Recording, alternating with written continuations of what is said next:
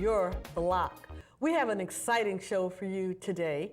My next guest is like the ever-ready battery. She never stops. And I invited her here today so she can share with us just how she does it all. She is an entrepreneur. She is a writer. She's a wife. She's a mother of 4. She's a grandmother of 3. And she still manages to hold a second job down. I don't know how she does it all. So today, please join me in welcoming Miss Trudy Richardson. Hi, Trudy. How are you? Hi, Tia. How are you? Thank you for having me to your show. Yes. So tell us a little bit about that venture. Is that something that is just Trudy Richardson, or is Ed involved in that with you? Are your children involved in the business in any way? Ed is involved with me in the business. I have tried to pull my children into, but they're so busy with their own lives. But I have created a sauce called Trudy's Mambo Sauce. And it is good. And my direction with the sauce is to sell as many bottles as I can and get the name of Trudy's Mambo Sauce out there so somebody will buy the product. Wow. I want to sell the product. I don't want to be in the sauce business always. The writing is my primary passion. Well, is this sauce something that you just thought it up, or is it a old family recipe, once or twice removed? Or tell us how you came up with this sauce. One day I was making chicken wings, and I know in Washington they're always talking about this mambo sauce. And my daughter's friend, he was describing what the mambo sauce tastes like. And so I'm a very good person in being able to mix ingredients to come up with different kinds of sauces. And so I began mixing some ingredients and mixing, and then eventually I came up with the sauce that everybody seems to love. And that's how I came up with Trudy's Mambo Sauce. Yes. Was it hard putting it together? And I guess I'm trying to think, are you literally in your kitchen making up sauces, pouring them in a bottle and putting a label on it and shipping it out? How does that process work? When I started making it just to get samples out for people to taste, yes, that I was doing. But when my company is considered a food manufacturing processing plant. And making sauce and selling it is definitely more than a notion. Living in the state of Maryland has all kinds of rules and constraints that you have to abide by if you're going to be a legal food manufacturing company. Not today. Trudy, how many different ways can you use the sauce? Is it just like for meats or barbecue preparations, or can you use it for other things? The sauce is very versatile. You can use it on meats. You can use it on vegetables. Wow. You can use it in salads. You can use it, I make spiced nuts called Trudy's Mambo Nuts. Whoa. I've put it in pumpkin bread. I've put it in a pound cake. Wait a minute. You can put barbecue sauce or sauce in a pound cake? In a pound cake. Tell me about that. How did you make that? How did you do that? Well, I originally used it in a pumpkin bread, and so the winter left and spring came, and I was doing a craft show, and I said that I wanted to have something else that I could present at the market to sell. So I decided I was going to take a pound cake recipe that I had, and I doctored up the pound cake recipe and added the mambo sauce to it. So you're adding the sauce into the batter or into the icing, or? Into the batter. Into the batter. And what kind of taste did it give it? That sounds pretty interesting. It's a very moist cake. Some people say it tastes like lemon, but there is no lemon in it at all. Really? It just has a very different taste to me. I can't describe it, but it's a different taste. You know something is different in the cake. Trudy, we have to have you make that on the set sometimes. Okay. What are the steps that you use for your idea? Did you have to go out and pay somebody to come and help you write down, every last step to get from the idea stage to the kitchen stage from the kitchen stage to mass production. And you're at mass production now, right? I'm at mass production So now, how yes. how did you get from stage to stage? Well, marketing a sauce is more than a notion. I'll bet. The first thing I did, I contacted the county health department. And I spoke with someone there. I explained to them what I was trying to do, and they gave me the best advice ever. And that was to send my sauce to a lab to have it tested. Okay. And they test the sauce, and they'll tell you whether it's a refrigerated sauce or non-refrigerated sauce.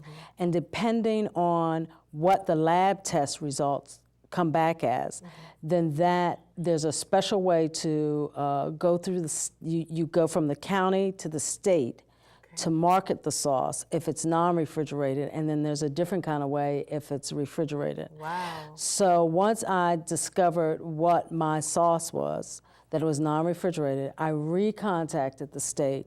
The state sent me a list of guidelines that I had to abide by. And under those guidelines, I had to have a certain kind of jar to package it in. I had to have a certain kind of label. On the label, I had to have the ingredients, the weight of the bottle and the sauce. I had to have a nutritional label. I had to file with them something called a plan review. And that plan review tells the state, step by step, when I go into a kitchen, which I have to go into a commercial kitchen, how I'm going to produce the sauce. And so that whole process from, as they say, from soup to nuts, from start to finish, took me almost a year and a half. Oh my goodness. Well, when they say commercial kitchen, does that mean that you have to go out and try to rent space in a commercial kitchen or try to partner with someone who does have a commercial kitchen? I had to go out and look for a commercial kitchen. I went through several restaurants. I went through some places have like bakeries where they bake their goods, and I went to several commercial kitchens, but for me, none of them met my standards. And if they didn't meet my standards, then they were not going to pass the health inspector's standards, because the health inspector comes in and looks at the kitchen you want to rent, and they say yay or nay. So when you rent that kitchen, let's say I have a cupcake kitchen. Am I sharing space with you? You know, if I'm working from 7 to 3 in the afternoon, are you coming in at 4 and using that space until midnight? How does that work? Well, for me, again, I was blessed, and that I had been looking and looking and looking, I guess, for probably about 6 weeks for a kitchen. And one day, something just told me to stop at this church that's a relatively new church in my area.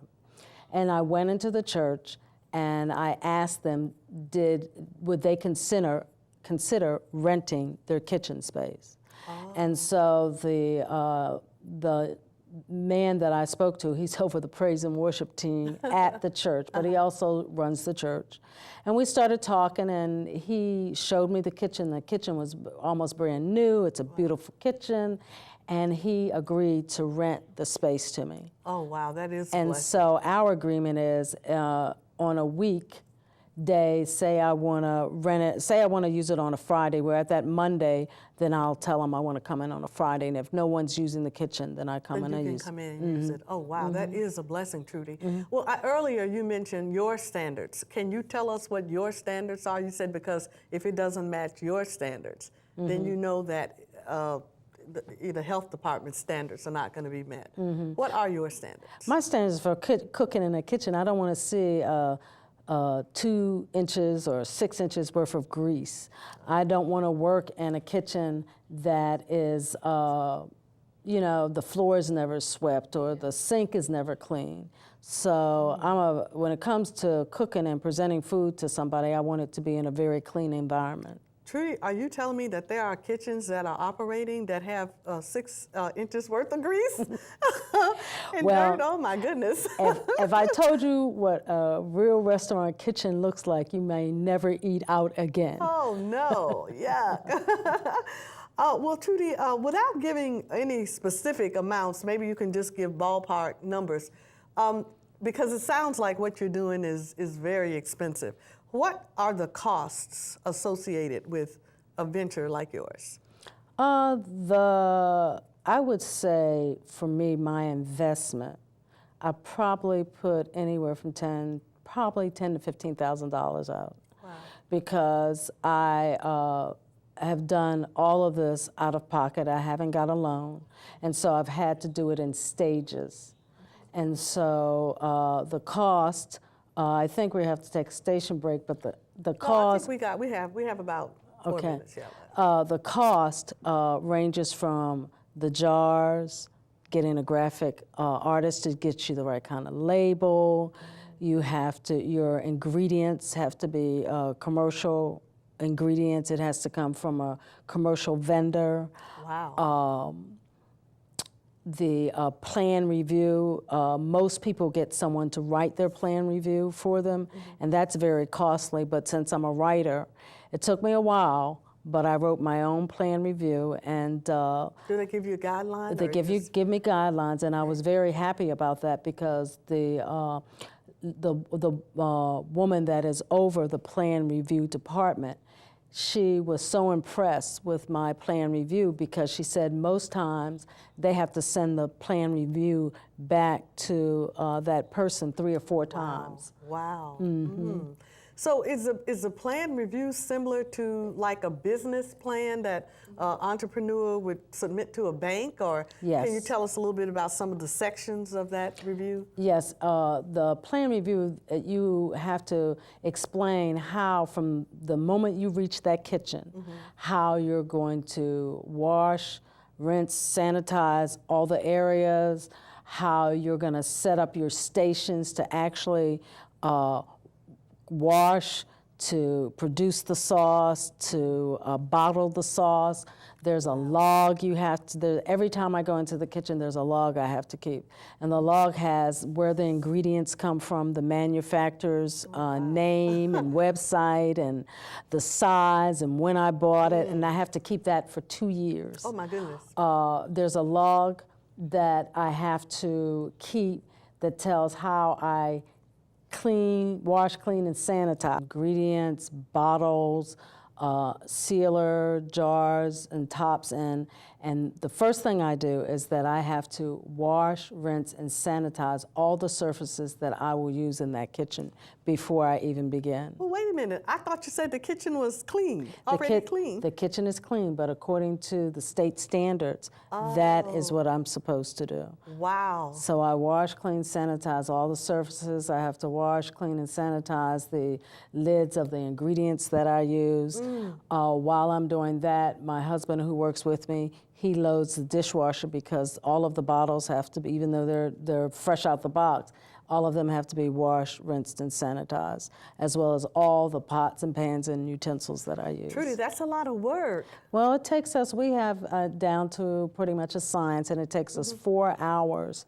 And the largest amount of jars that we have produced in that time is 120 jars. Right. Well, earlier you talked about this. Is it a review book or a book? Plan review. Plan review. That sounds pretty exhausting. Do you have to have any kind of credentialing or licensing in order to be able to even put a plan review together?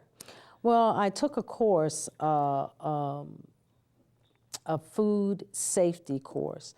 And out of that food safety course, you get a certificate. And when you're working in a kitchen, anybody that works in a kitchen, whether it's be in a restaurant or doing what I'm doing, you have to have this, I believe it's called a food safety manager's license. So I took the course for that, passed the test, and got my certificate so that I did not have to hire anybody to come in to be with me. I am the food safety manager on site. Oh wow! Okay, that's great. Was the test very difficult? Was Well, for me, I haven't been out of school for so long. It was a crash course basically, and taking a crash course, and then I think the course lasted probably 2 weeks, and after 2 weeks, I took the test. You took the test and passed it. That's great. Now, one of the things that a lot of entrepreneurs run into after they get everything set up, here comes marketing. And that's a critical piece to anyone's business. Did you have to go out and find somebody to put a marketing plan together for you? How did you overcome that, or have you overcome that? Well, lucky for me, my husband has been in sales and marketing all his life. Oh, okay. And so I am, he's underpaid, but I'm using his talents and abilities to market the product. Oh, that's fantastic, because that saved That saved me a lot of money. Yeah. Saved me a lot of money, a lot of research. It saved me from trying to figure out how to go into the market to sell the product. So can you tell us a little bit about some of the marketing ventures that what are you doing for your marketing? One of the things that I'm doing for the marketing is that I came up with 2 other recipes to show the versatility of the sauce. Okay. During the wintertime, I connected with a lot of craft shows. And at these craft shows, I have the sauce, and then I have these 2 other products that I have to show the versatility of the sauce, and then I have samples. What are those 2 other products? One is called Trudy's Mambo Nuts. And what is that like? And if you've ever tasted spice nuts, they're a spice nut, but with Trudy's Mambo sauce on it. Oh, and wow. They are addictive. When I'm at it's funny to me, but when I'm at these craft shows and people buy the nuts, they taste them, and so as they're walking around looking at various tables, they're eating these nuts, and before I know it, they're coming back and they're like, oops, I ate all of the nuts, I want to get some more. So they're addictive. Well, Trudy, I actually have a bone to pick with you. You didn't bring me any cake. You didn't bring me any chicken wings with the barbecue sauce, and you didn't bring me any nuts. So you owe me big time. I owe you big time. So your marketing is going well, and of course you're on the internet. I'm on the internet. I have internet sales. And I've started to get repeat sales. Oh, great! That's great. Are you set up through PayPal, or set up with people just? Set up with PayPal. Another way that my marketing genius has helped us get clientele is that when we were at these shows, he came up with this thing. He gives people $1 off for giving us their email address. So we're able to capture people's email address and stay in contact with them that way. Oh, that's a neat idea. I like that. I really like that. Now here's a question that, and you can feel free to be honest, because I think we all have kids and nephews and nieces and grandchildren. How successful have you been in encouraging your children and grandchildren to actually help in the business? Because, young people, they've got their own ideas and their own things that they want to do, and just listening to you, this is a work-intensive venture that you guys are in. And it's kind of like have to be a labor of love, because, it's a lot of work. So have you been able to get your family interested? When we started at the grassroots level, my daughters and my granddaughter, they helped with the research. My granddaughter came up with a lot of ideas. I had a Trudy's mom when I was finally finished everything, and I had like a grand opening in terms of a party at my house, and they helped with me setting up the party for the Trudy's Mambo party. So they did a lot of research. They helped me with a lot of the groundwork. How old is your granddaughter? My granddaughter is 12. Oh, wow. Oh, that's really neat. And she has actually been to the kitchen with me to help me at times to produce the sauce. Oh, that's wonderful. What about the older kids? The older kids, they've kind of weaned off. My middle daughter, she's 26, she's teaching, and she has a love for basketball, so she kind of has her own life in that. Right. She's teaching, and then she coaches AAU. My youngest daughter, who also helped me in the business, she just finished graduating from college, and she actually finished in December. And she decided she wanted to go to hair and makeup school because she wants to be a makeup artist. So she's busy doing her thing right now. Right, right. A few weeks ago, Trudy, we had a family on the show, and they are a family business. And one of the things that came out in that interview was how important it is for families, when they're working together, to communicate and to respect each other. So my question to you is, has the business put any kind of strain on you and on Ed? Because I know he's like a master salesman and marketing, you know, guru. And then you've got your ideas for the business. Do you guys hit heads, or how do you work out the stress that, you know, could sometimes come from a family business getting started? So well, we've been married almost 34 years, and yes, wow. we hit heads without the business.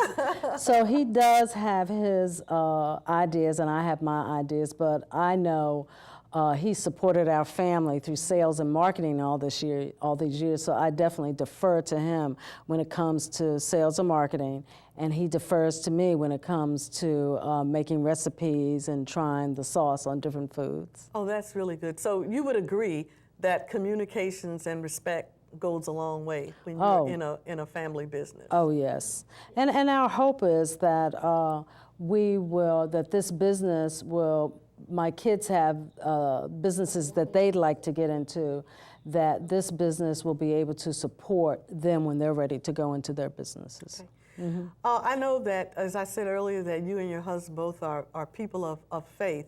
What kind of charitable outreach, have you thought about any type of charitable outreach from your business, or how that can parlay into, you know, something charitable, something that would help other people? Well, anytime anybody asks us to use our sauce to donate for a charitable organization, we usually give a case of sauce. I mean, there are in Montgomery County, they have the young police officers, and they asked us if we would donate some sauce to their cause. Right. We know of another woman in Virginia. She does a lot of charitable work with the Yellow Ribbon. That's the military organization that brings families together while their husbands are rehabilitating or their wives are rehabilitating. Right. So we've given donated sauce to them. Well, you know, just in you talking with us today, I mean, I've been coming up with ideas. I'm thinking how cool it would be to have you in the studio right next door in the kitchen, preparing meals for single parents, whether they're male or female, who are raising their kids and they don't have much money. A lot of people, you'd be surprised at the number of parents that don't know how to prepare a meal.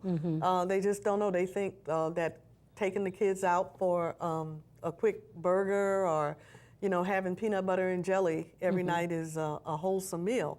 But I'm thinking, would you be willing to do something like that, to come on and talk to us about and show us how you can prepare inexpensive meals? What do you think about that? I would be willing to do that. I remember your sister sent out an email a while ago, a young woman that she knew who did not have much money, and she was asking for inexpensive and healthy meals to make for her and her children. And I sent her a couple of recipes. Did you? Yeah. Especially during these times, because you go into the grocery stores and, you know, sugar will cost $5. You know, everything is just so expensive. Even hot dogs now are expensive. Absolutely. So I can understand why a lot of our young folks are having problems in trying to figure out how they can feed their families. Trudy, what are your next steps? My next step with the sauce is to work on getting Trudy's Mambo sauce into as many hands as I possibly can. Yes. Because my desire is for Trudy's Mambo sauce to be sold in 50 states. Because it is a good sauce. It's low in calories, it's low in sugar, and it adds flavor to just about anything you eat. Right. Oh, and that would be wonderful. Well, so I'm assuming that right now you're in Maryland and Virginia, D.C. Are there any other states that you have? I've sent the sauce as far away as Boston. Now, when you're sending sauces to other states, is there any type of state law, or do you have to get any kind of certification to market your sauce in that state or sell it in that state?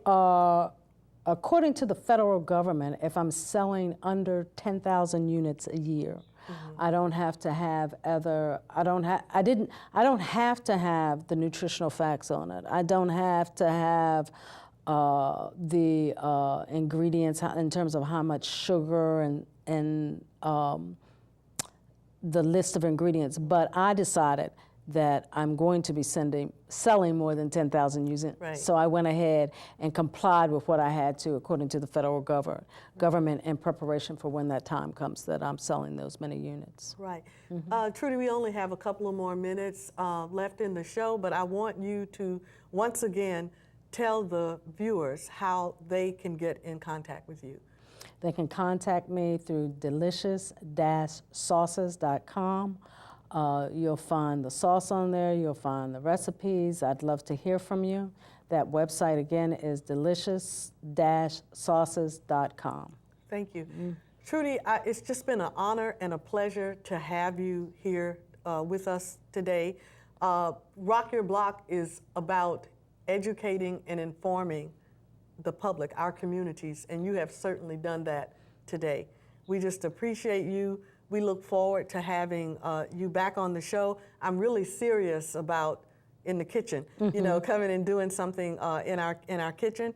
And do you think you could get Ed to come along, and you think he'd help us out in the kitchen a little bit? Say he'll stand back and sample. Very good. That is very good, Trudy. We just thank you. Trudy, do you have any parting words that you would like to say? Is there any advice that you can give to our audience? I hope that what I've said today has helped someone to, or inspired someone to want to follow their dream. Thank you so much. Thank you for listening. Have a good day.